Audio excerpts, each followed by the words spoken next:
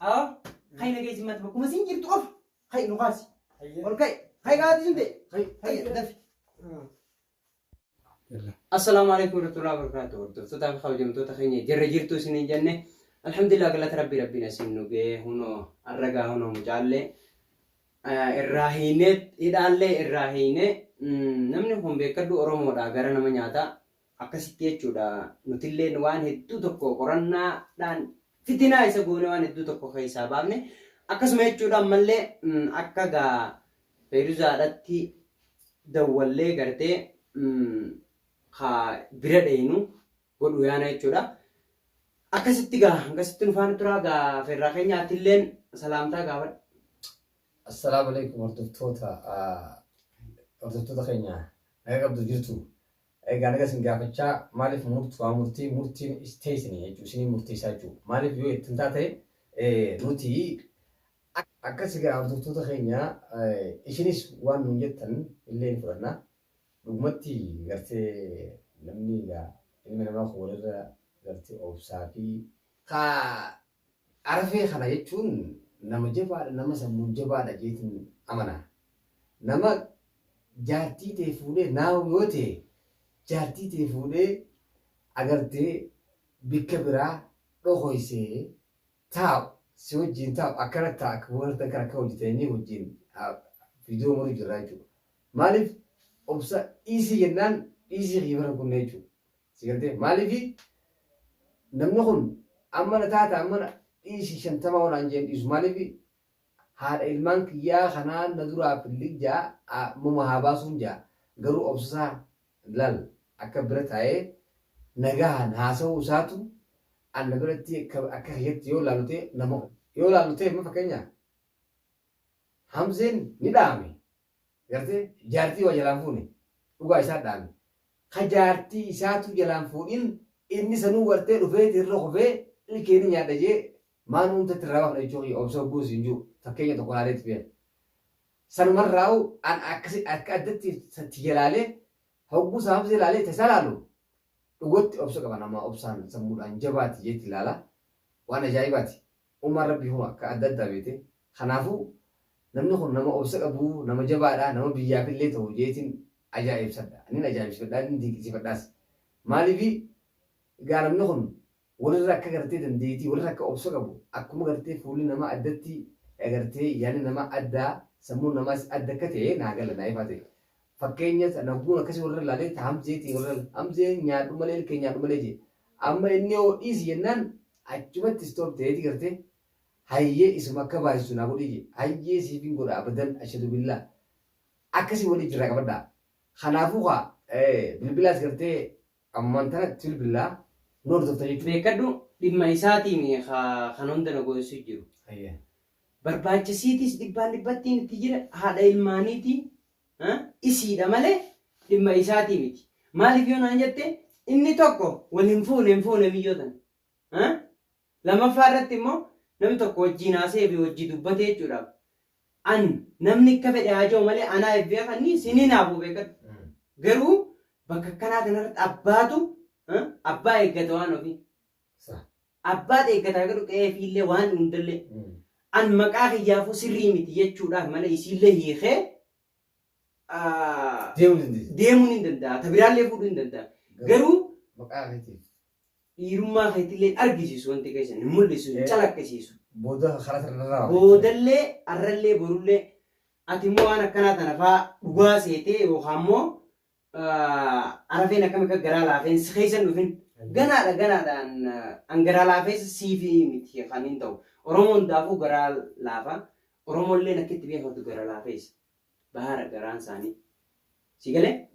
Akkasii jechuun. Garuu arras boris wanti tokko nama saniif milkooyne gufuu itti ta'e jechuun karaa biraati beekadhu. Anamma maalumaafuu isii dirqama turtii guyyaa lamaa keessatti yookaan immoo guyyaa tokkoo keessatti edenatti isii baasuun waan inni na bira jiru. Yoo baddee'uun eelaan baatu bakka feete yoo deetee'uun. Arruma baasuudhaan. Maaliif yoo ta'e Hamzeen isii irratti uumame. Akkatti kan hin barbaadu jiru lafa jiru isiif jecha.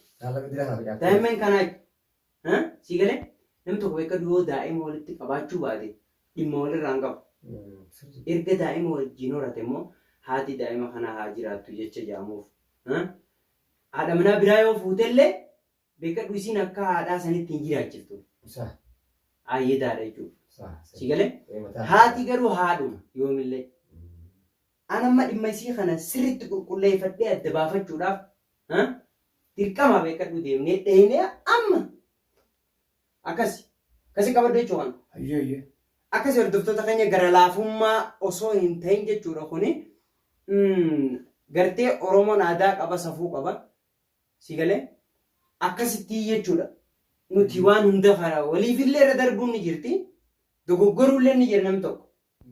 Gaafa dogoggoree achiin itti hafee hamtuudha malee anis mirga hiyyaniin falman arras bulus na asin jire homo isillee baate beekadhu hundi ammas ni deebise garuu ni fida.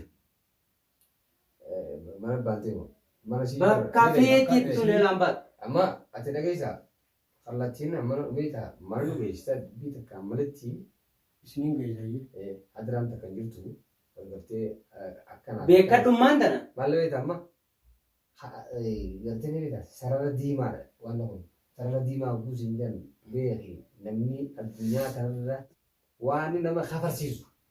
Waa himaa haasawwan jedhamu kallattumaan obboleeyyan keenya gartee karaa ishiidhaa dabarraa jechuudha. Maaliif laffaatiin hedduu laffaanee leenca. Amma mee ittuma bilbiliyaa. Itti bilbili maaliif yoo ta'e waan kana akka itti gurgurtafi.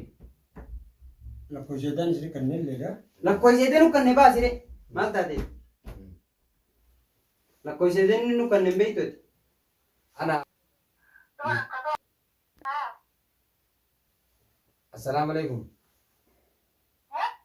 Assalamu alaikum. Akkam nagaa? Fayru Zalami.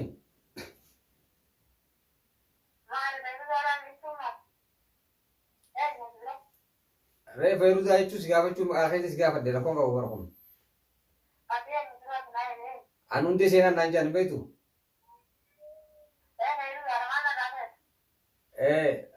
Namni beeki dubbiin teetii fi dubbiin arifeedhaa nama addunyaa kana akka jeeqaa jirtu beektamu beektu.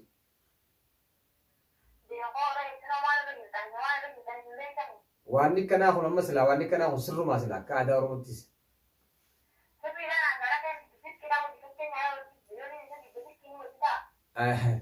Haadha ilmootii fi abbaan ilmoo jechuun barra wal jibbisaa fi jinniin kana keessa hin jirtu beeki.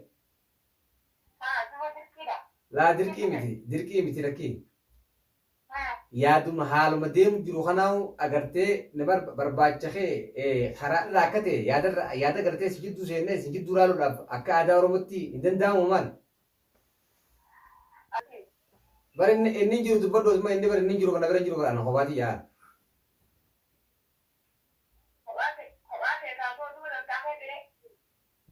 Ajaa'iba! Akka aadaa Oromootti manguddoo ta'eetiin beeka sirraa isin jidduu fixuu fedhee beeka. Malee waan biraatiin beeka. Akkana biraa qabaaddeetiin. Hayyee barbaada akkam?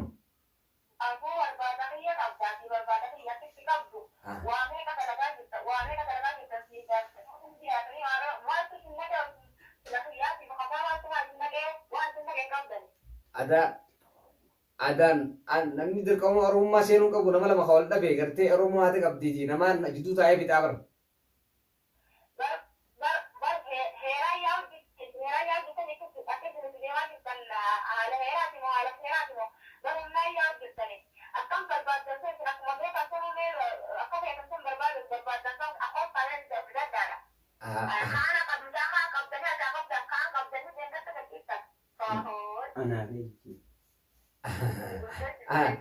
Anaaf eenyu?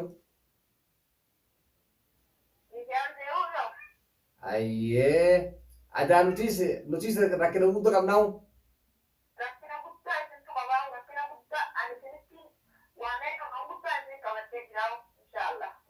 Nuti obboleettii dhalaa qabna garuu maal beektaa? Garuu asii jirtama?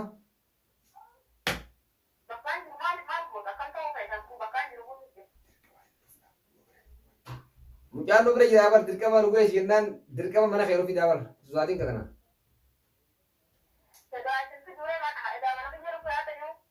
Laa yoo nu fide jennee nu fide jechuu kiyyaa bara malee dhufuu hin deemnu.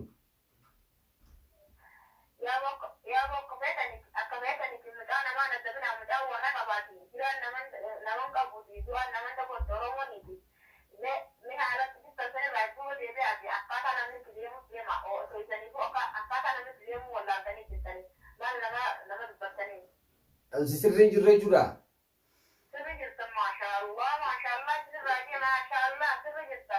Aree ati nama atuu si badii qabaa waataa gartee namni tokko gartee eega jaarsaaf jaartii malaa mariidhaan gartee ishii ilmoon hin galfadha jee si biraa deeme duubaa gartee dhiira mataa qabattee deemtu waa.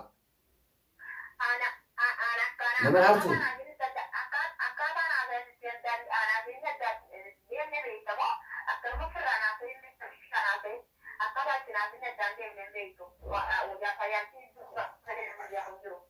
Ayyere.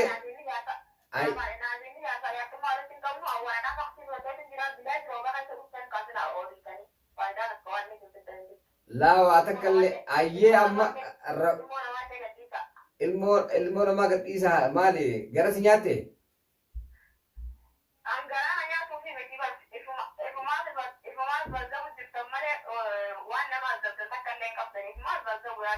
Ayyee.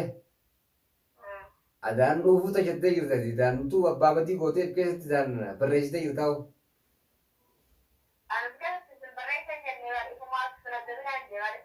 Ayyee abgaruuta.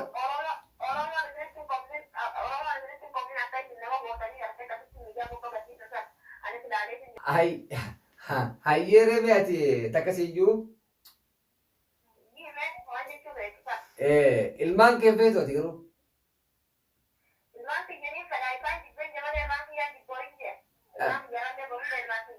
Ayree ilmaan jaalattee abbaa kamii jibbitati?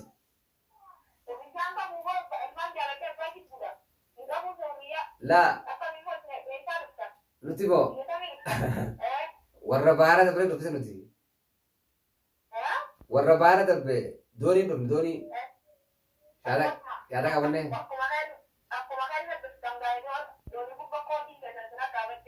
Laafoo garaa jabinni dhiisi masi jidduu garsee dhibeeta akka agartee nama obboleeyyanii tokkotti. Akkasii. Ayyee ree mana jirtaa amma? Mana jirtaa? Laasu bagaafachuu kiyyaa. Waa takkan ta'u laal mana jirtaa jechuu kiyya gaafii malee waan biraatii miti. Ayyee. Hello. Gartee haa laal eega jibbite. Eega si jibbite gartee oduu gartee akkanas dheeysaan gartee faskiis gartee dhooysaan fudhattee fiiguu otoo hin taane. Feesi si dura teessee gartee wal dura teessanii. Teessoo teessirra teessee bikka teessu mana kee teessee mana bikka teessee gartee cumara teesseeti. Nama gartee uummata hawaasaa guutuudhaan gartee an hin fedhuu jettee jibbisa keessan himta wajji tatteenye.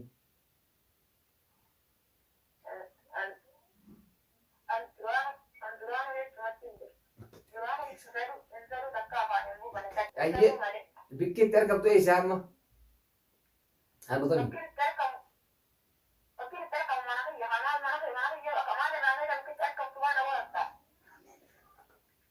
Maal naannoonni kee gandii maali yaama jechuu kiyyaa? Maqaa fakkeenya maqaa biyya tanaa keessa gaani beektaa? Hayyee haa ree ganduma jiraattu meeqa naannoon jiraattu san naannoo maali?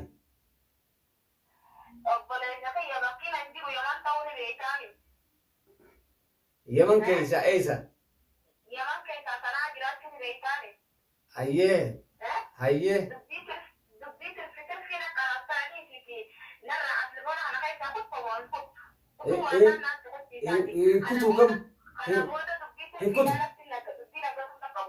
Kutu taa'ee.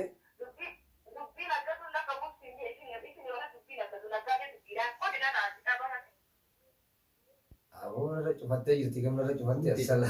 Akkasii gaa hordoftoota keenya rakkoo takkallee hin qabu beekadhu kun hundi.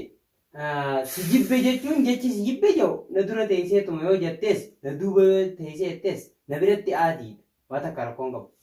Garuu waan isiin gartee irra jirtu kana qulqulleessuudhaaf isii gaafachuu qofa bas jecha lamaan tokko jechuudha.